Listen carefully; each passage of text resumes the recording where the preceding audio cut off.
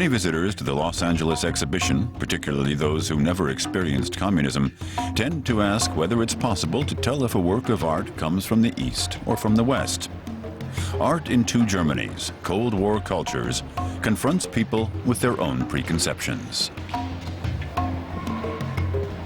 The East German art is yearning but cannot fulfill itself. I'm sure there's going to be an air of freedom, that divides the two, definitely that divides the two, and an air of repression and suppression.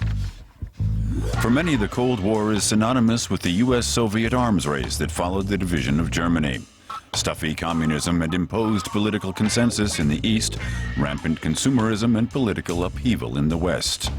But what does that mean for art from the East and West? This exhibition challenges the cliches. Take the East German state-sponsored artist Werner Tübke. Rather than upbeat propaganda, his works are puzzling. They seem to have much in common with the works of Joseph Beuys in the West.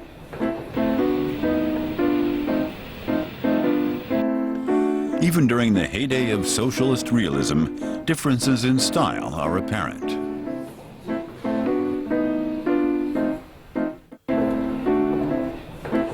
These sculptures seem to be naive counterpoints to the hero of labor image.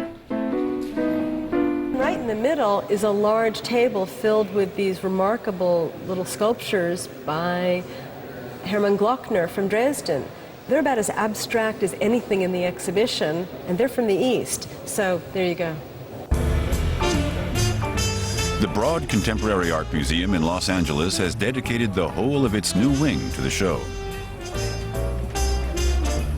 Inter-German cultural history is presented in open spaces. There's great interest in the exhibition because it's one of the first times post-war art from both the former East and West Germany can be seen in juxtaposition.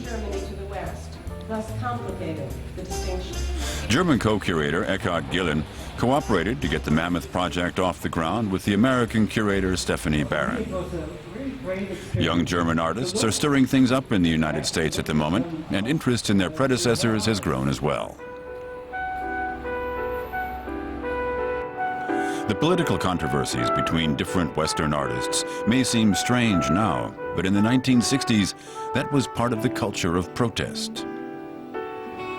This work, Der Übergang, was painted by East German artist A.R. Penck. He was one of the few East German artists who met with his Western contemporaries.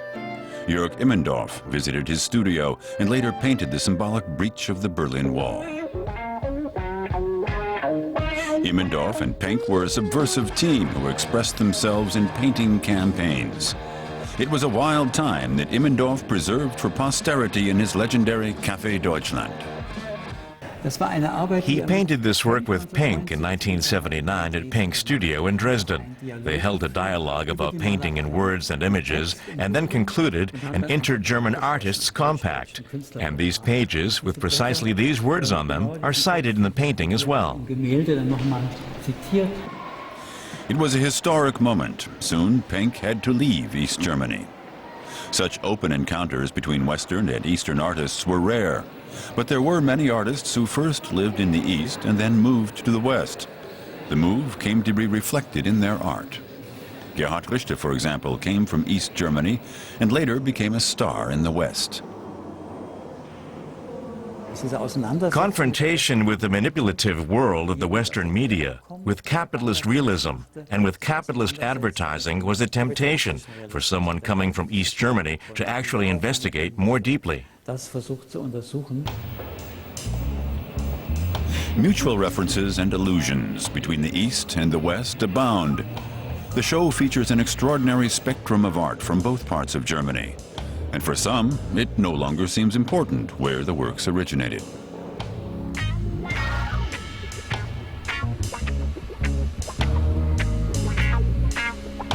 You work on an exhibition for 5 years and you see all the works that are in the exhibition, but you're seeing them independently. And there's suddenly that magic, what I call the exhibition magic, the surprises of what works and the conversations that works of art have with each other. The show in Los Angeles is only the beginning. In May, this transatlantic co-production comes to Germany. The exhibition will open first in Nuremberg and then move on to Berlin.